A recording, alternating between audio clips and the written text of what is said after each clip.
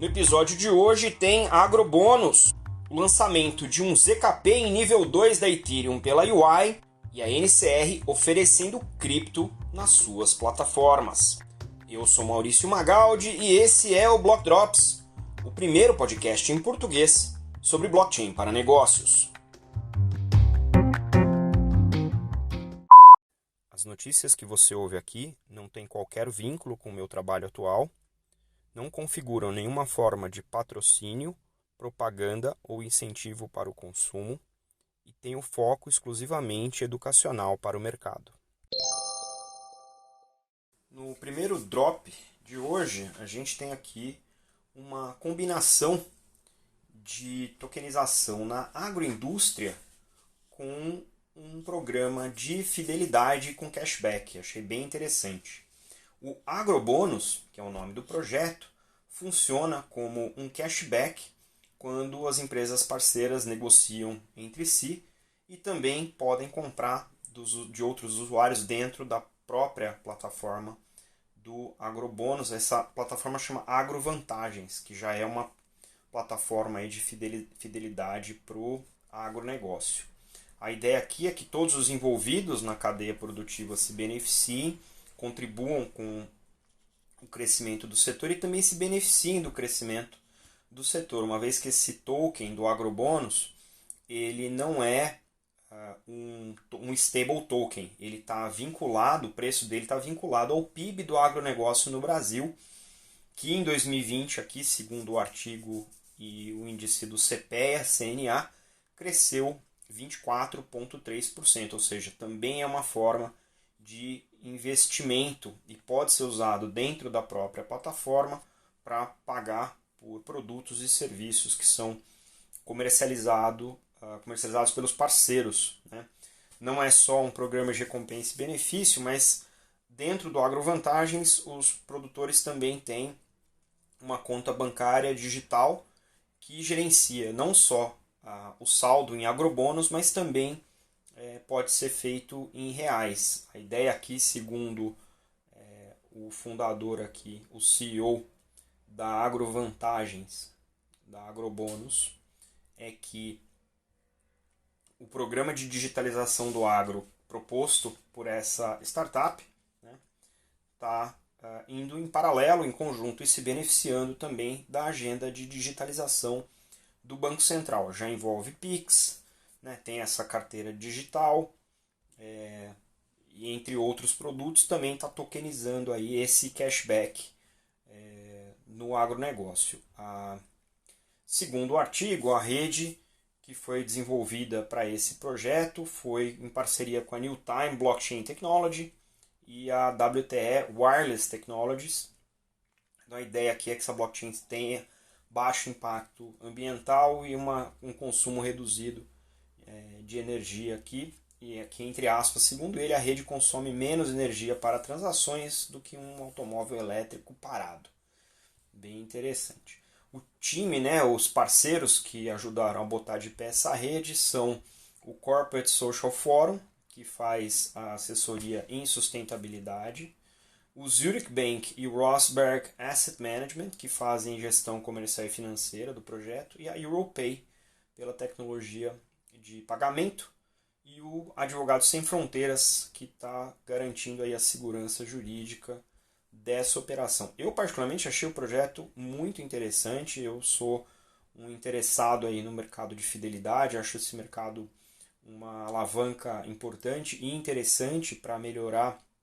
venda de recorrência, né, nos diferentes negócios. Obviamente, como vocês que escutam o podcast, também sou um curioso incansável aqui dos projetos usando blockchain, achei bastante interessante e é legal a gente poder acompanhar aqui também o que vai acontecer em desdobramento, porque, né, lembrando de repente de como dependendo de como esse token ele está configurado, ele pode servir de stake para algum smart contract em DeFi e com um potencial de valorização no tempo, né, de acordo com o PIB brasileiro, pode ser que seja realmente aí uma maneira interessante de montar potencialmente um Lego financeiro. E numa nota um pouquinho mais técnica, eu trago para vocês hoje aqui uma sopa de letrinhas, né? É o ZKP-L2 da UI. Essa sopa de letrinhas aqui, ela significa o seguinte: a UI, que é uma das grandes consultorias do mundo e que a gente já trouxe aqui algumas vezes notícias e pessoas da UI para falar conosco aqui no podcast, lançou ou anunciou essa semana que vai abrir como código aberto, né, para o mercado o protótipo do Nightfall 3. Nightfall 3 é um protocolo voltado para aumentar a escalabilidade do Ethereum na camada 2, que eu já explico o que é, de modo que a comunidade possa contribuir com requisitos e códigos para ampliar o uso dessa camada, utilizando aí o ZKP, que é o Zero Knowledge Proof, que é uma maneira de você utilizar, né, os dados que estão na blockchain sem necessariamente ver as informações que estão na blockchain. Então você consegue operacionalizar o sigilo, né, de uma blockchain de maneira melhor. Segundo o artigo, né, e o release, o press release da UI, a ideia de utilizar um Layer 2, uma camada 2 no Ethereum, é para você conseguir empacotar o máximo possível de transações numa camada 2, para que quando você levar essas transações para a camada 1, você faça isso de uma só vez e pague aí uma porcentagem, uma fração menor do gas, que é a tarifa para usar a rede Layer 1, né, a mainnet do Ethereum. Então a ideia de usar essas camadas secundárias é justamente para aumentar a capacidade transacional e reduzir também os custos individuais de cada uma dessas transações. A ideia aqui desse Nightfall 3 é que ele usa o rollup otimista, que significa que o sistema assume que a transação é válida, a não ser que algum processo, algum smart contract prove o contrário. Isso elimina a necessidade de ter todos os participantes daquela rede verificando todas as transações, aumentando assim a escalabilidade, né, da solução. E é um tipo de solução técnica, tecnológica, que está atraindo bastante investidores na antecipação até da versão 2.0 do Ethereum, que vai levar mais um tempo aí para ficar pronto. Então a ideia de usar protocolos assim é realmente aproveitar a infraestrutura que está colocada do Ethereum atual e ganhar um pouco mais de escala nessas camadas, né, tipo 2, nível 2, e também ter melhor custeio das transações para você poder concentrar isso e fazer o registro na Layer 1, né, camada 1 mainnet do Ethereum, uma única vez, né. De acordo aqui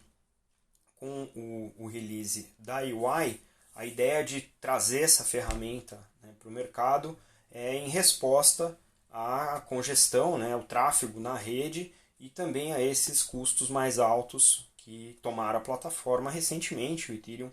né, o gás ficou muito caro, o custo de transação, porque está tendo muito consumo, não só dos já famosos NFTs, mas também os diversos protocolos de Decentralized Finance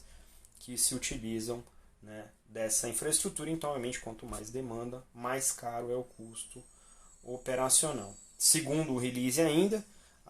na experiência da Ernst Young, eles entendem que esses rollups otimistas de ZKP são a maneira mais efetiva atualmente de equilibrar os incentivos de segurança e a eficiência matemática para executar transações privadas dentro da rede pública do Ethereum, que é sempre uma grande campanha aí da UI, na pessoa do Paul Brody, né, que já esteve aqui com vocês, em utilizar blockchains públicas para finalidades particulares. Muito legal. Mais uma nota da editoria de serviços financeiros. A NCR, que é um dos principais fornecedores de hardware e tecnologia para caixa eletrônico, máquina de cartão, leitores, outros sensores, etc., anunciou uma parceria com a NYDIG, que é uma empresa de investimentos em cripto, cujo objetivo é permitir que 650 bancos nos Estados Unidos, que são clientes da NCR, possam oferecer compra, venda e custódia de Bitcoin e outros criptoativos para os seus clientes. Nesse acordo aí, bancos, cooperativas de crédito e outros serviços financeiros vão poder oferecer para esses clientes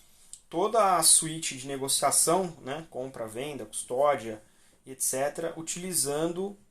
a tecnologia da NCR, não só do ponto de vista de hardware, mas também de software, aplicativos, né, e vão facilitar, vão fazer toda a facilitação regulatória para que os bancos possam oferecer esse tipo de serviço para os seus clientes. A ideia aqui é que, do ponto de vista operacional, seja possível atingir 24 milhões de novos clientes que passariam a investir no mercado de criptoativos, criptomoedas, sem realizar operações através de terceiros ou ter que abrir outras contas em outras plataformas, lidando diretamente com o banco com as quais ela tem relacionamento. A custódia dos criptoativos vai ficar com a NYDIG, que é uma especialista nisso, e vai facilitar todo o trâmite aí de transação desses criptoativos, meio que fazendo a ponte entre o mercado tradicional e o mercado cripto. Obviamente, para os bancos isso parece ser uma grande sacada, porque é uma maneira também de botar o pé nesse mercado cada vez mais crescente e oferecer para os seus clientes a vantagem de poder fazer multimoeda. Isso é reação também, né, de uma métrica de que os bancos estão vendo que o fluxo de saída dessas contas é para alimentar as contas nas corretoras de criptoativos tipo a Coinbase, né? Então, se eu como depositário estou vendo o saldo do meu cliente mudar de mão e eu fico sem esse depósito, né, porque ele está indo para uma corretora, por que não oferecer um serviço similar, já que esse é um ambiente que pode ser distribuído e o banco pode participar disso, né, utilizando aí agora a infraestrutura da NCR em parceria com a NYDIG. Segundo a reportagem aqui, os dados divulgados pela NYDIG em março, eles estão com 6 bilhões de dólares em ativos sob gestão, com mais ou menos 30 mil bitcoins, que valiam aí nessa época,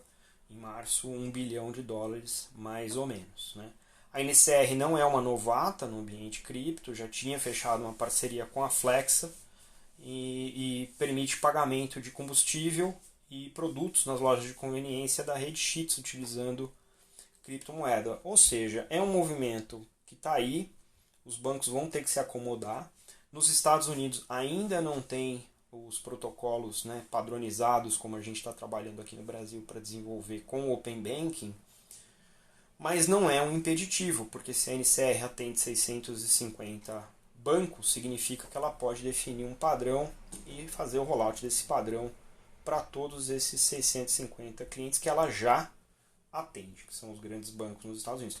Eu estou muito interessado nessa história, vou acompanhar aqui e a gente traz aí cenas dos próximos capítulos, porque isso aqui promete dar bastante ruído, especialmente se algum regulador achar que não é a hora ou não é a maneira de colocar o público em geral em contato com o mercado de criptoativos.